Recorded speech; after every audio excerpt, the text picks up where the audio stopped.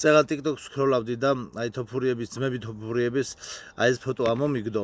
აი ესეთი ის იყო ვარიაცია ფოტოებით გაკეთებული, რომ მე ყველაფერს გავაკეთებო ჩემი ძმის დასაცავადო, მაგრამ აქ არის რაღაც, რასაც ყველა ვერ გაიგებსო რა. და ამ ფოტომ ძალიან დამაფიქრა რა. და აი რა დამაფიქრა და ანუ ცრემლები ჯერ პირველ რიგში ცრემლები წამომივიდა და დამაფიქრა ამ ბრძოლაზე ცოტა სხვანაირად შემახედა რა. და მოდი ილიას ამ მე-18 გამარჯვების ამ მე-18 გამარჯვებით დასრულებული ბრძოლის საბოლოო შეჯამება გავაკეთოთ რა.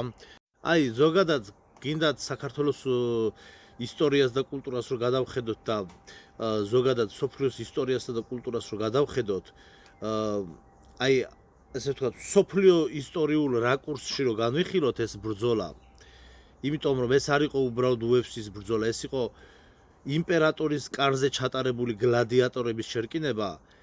აი ამ სოფლიო რაკურსით თუ შევხედავთ, ანუ საერთოდ სხვა რამეს დავინახავთ, საერთოდ ცოტა ამაღლებულ ფორმატს დავინახავთ ამ ბრძოლის შედეგებისას, ამ ბრძოლის შედეგების ამაღლებულ ფორმატს დავინახავთ, ვიდრე ესე უბრალოდ პირდაპირ ესე ვთქვათ შეხედვით რომ შევხედოთ რომ ვიღაცამ ტოტალიზატორში დაადო, იმას გაუმართლა, იმას გაუსხა, იმან წააგო და ასე შემდგომ. ვიღაცა მოიგო, ვიღაცა წააგო, ვიღაცა გულნატკენია და ასე შემდგომ. ანუ არსებობს რაღაც ამაღლებული ფორმატი კიდე. და ამ ამაღლებული ფორმატის იდეა იმაში მდგომარეობს, რომ ილია არის სამგზის გამარჯვებული გლადიატორი. აი მეფეები რომ მიდიოდნენ ჩვენი აი ესე ვთქვათ ისტორიულად საქართველოს მეფეები რომ მიდიოდნენ ხოლმე დამპყრობლების კარზე და ზოგს თავს აჭრიდნენ, ზოგს შვილს უკლავდნენ და ასე შემდგომ. აი რაღაცა ესეც დავინახე, იმიტომ რომ მე რისი თქმა მინდა იცით რომ დღეს ესე ვთქვათ რუსეთს, ჩინეთს და ამერიკას უჭირავს მთელი მსოფლიო. მრავალპოლუსიანია დღეს უკვე მსოფლიო, მარტო ამერიკა არ არის ლიდერი ამ ამბავში. ეხლა მოდი სხვანაირად შევხედოთ, რომ ჩეჩნები და რუსები საერთოდ არც კი გაეკარნენ თეთრ სახლს. და მე სხვანაირად დავინახე ახლა უკვე რომ იქ მარტო ქულების დასაწერად ნახეთ რისი თქმა მინდა თეთრი სახლის რინგზე ასვლა ქართველის მხრიდან უკვე მარტო ქულების დასაწერად და რაღაცა იქ მე-18 გამარჯვების ჩასაწერად ასვლას არ ნიშნავდა რა. ამ ასვლას არ ნიშნავდა, უბრალოდ ერთ-ერთი გამარჯვებად ერთ-ერთი გამარჯვების მოპოვებას არ ნიშნავდა მარტო. ეს იყო პოლიტიკურად რაც იყო ხა იქ დღესასწაული რაც ჰქონდათ ამერიკაში და ის დამოუკიდებლობის დღე და ის ტრამპის დაბადების დღე რაც იყო გაერთიანებული, ხო გასაგებია და ეს უკვე პოლიტიკაში გადაიზარდა ეს ყველაფერი, ნუ ილიასგან დამოუკიდებლად, მაგრამ მიუხედავად ამისა ილია მამაში მონაწილეობა მიიღო და ილია არის სამგზის გამარჯვებული. ეხლა გეტყვით რატომ? პირველ რიგში ის რომ ჩვენ მერე შევამჩნიეთ რომ ესე იგი ეს გეიჯი თუ რა ქვია ამბიც მეორე რაუნდის ბოლო იყო, მე მგონი თუ სწორად მახსოვს. პირველ რიგში ის დანებდა, ხელი დაარტყა მხარზე და კაკრას მაგდროს იყო გონგის ზარი, ანუ რაუნდის დამთავრების ზარი გაისმა და ესე ანუ რაუნდის დამთავრების ზარის გახმოვანებამდე აი ზუსტად ნახევარი წამით ადრე ხელი დაარტყა და დანებდა. ეს ჩვენ ნახეთ. ანუ ილიამ მოიგო, უბრალოდ იქ ტრენერებმა იპოდლეს, რასაც ქვია რა. იქ ტრენერებმა იპოდლეს და ანუ ეხლა ხვდებით ეხლა გავიგეთ რომ ეხლა იქ ქართულს არავინ გაამარჯვებინებდა. ამიტომ როგორც ესეთი ბრძოლა ილიამ იქ მოიგო, ყველანაირი გაგებით ეს ერთი. მერე მეორე ის უნდა ვიცოდეთ ჩვენ რომ როდესაც მაგას ხახნო აზრ ნახეთ, აი საერთოდ აი სკრინები ხომ ნახეთ, ფეხის გულები როგორ გაყუთრებული ქონა იმ გეიჯს, ხო და ფეხის გულები და ფეხები. უბრალოდ ვერ ვიჯერებდი რომ მეთქი ეს ფოტოშოპი არ არის, ხო? რას ლაპარაკობთ, ეგ როგორ შეიძლება ფოტოშოპი არ იყოს? მაქსიმუმ ჭიდაობის დროს ან ფეხი რო დაძაბულია, ვარდისფერი გაგიხდეს, აი სისხლძარღვებით მიწოლა რაღაცა და თეთრი და ვარდისფერი გაგიხდეს. სრულიად ყვითელი ქონა ტიპის ფეხები. ანუ ისეთი საშინელი ქიმია ქონა შეშვებული ორგანიზმში.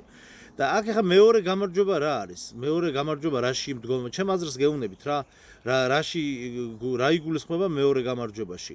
რომ ეს ქიმია, ამ ქიმიას თვითონ ამერიკა ხო აწარმოებს ეს პროტეინების და სტეროიდების და იმის წარმოებაში არის ერთ-ერთი ნომერ პირველი რა, ანუ ყველაფერი აქვს რა, ვაფშე ყველაფერი აქვს, კუდარს გააცოცხლებენ მართლა. ხო და ანუ ამ დროს ნახეთ რისი თქვა მინდა, როდესაც ამ დარტყმებს უძლებდა ილია, ის დადგა, ესე ვთქვათ, მთელი ამ ქიმიების მწარმოებელი სისტემის წინააღმდეგ, იმიტომ რომ მას მოუწია ან მან მიიღო აი ამ წარმოებელი ამ კორპორაციების დარტყმა მიიღო, გესმით რისი თქვა მინდა? მან საკუთარ თავზე აიღო კორპორაციების მიერ გამოგზავნილი დარტყმები, რომელიც აი ამ ქიმიაში აისახებოდა. იმიტომ რომ ასეთი ძალის დარტყმა არ შეეძლო იმ გეიჯს და ილიას მიერ მიყენებული დარტყმების გაძლება, ანუ ორგანიზმს არ შეეძლო. იმიტომ რომ ვერც ერთი მებრძოლი დღეისათვის და ამ ეტაპზე ვერ უძლებს ილიას დარტყმებს და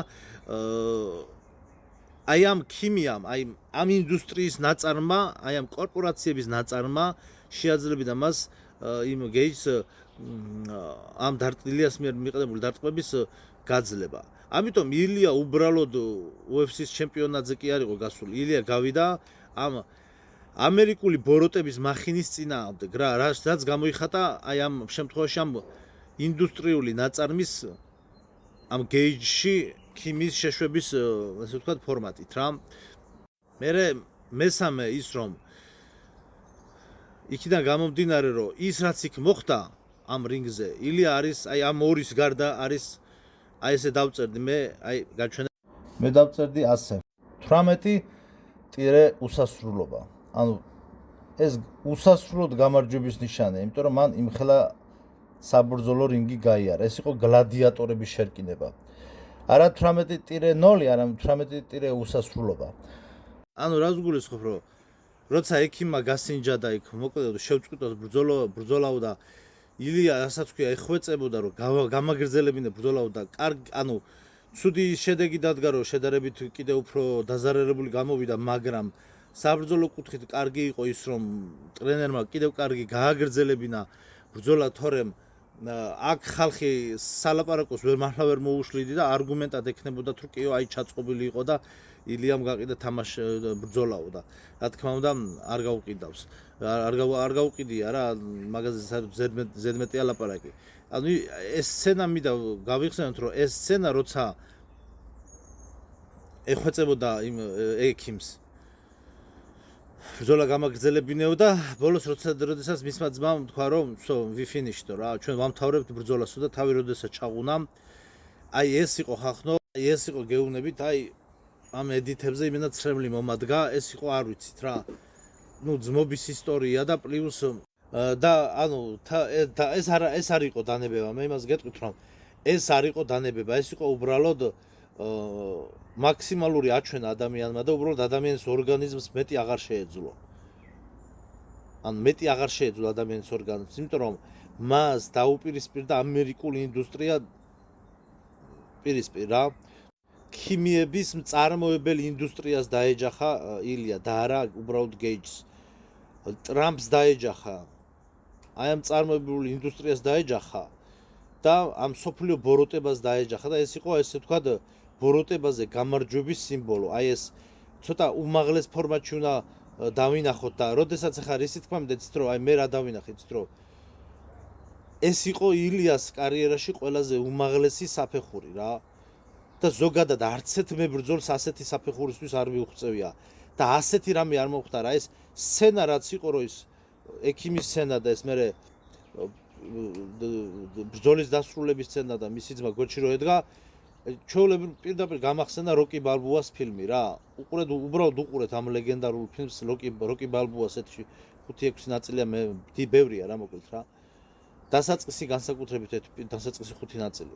ეს იყო ფილმი, ჩვენ უყურეთ ფილმს ხალხო, ეს იყო საოცრება რა, აი გულწრფელად ვიძახი და როდესაც საუბარია იმაზე რომ თქვა ილია დაბრუნდება, ილიას არაფერი დაბრუნდება როგორც მებრძოლი რა თქმა უნდა, მაგრამ ამაზე დიდი ვეღარაფერი ვეღარ მოხდება. ილიამ 3 გზის გაიმარჯვა, იმიტომ რომ ერთი ნამდვილად გაიმარჯვა, მეორე იმიტომ რომ ქიმიის ინდუსტრიას დაუპირისპირდა, იმიტომ რომ ის არა გეიჯს, არამედ რა ქვია დოპინგების მწარმოებელ ინდუსტრიას ებრძოლა და მესამე ეს იყო პირდაპირ მნიშვნელობით ტრამპისა და ტრამპის სახით ბოროტების ესე ვთქვათ, წიაღში ბრძოლა, გამართული ბრძოლა. ამიტომ ილია სამგზის გამარჯვებულია და სამგზის გამარჯვებული გლადიატორია.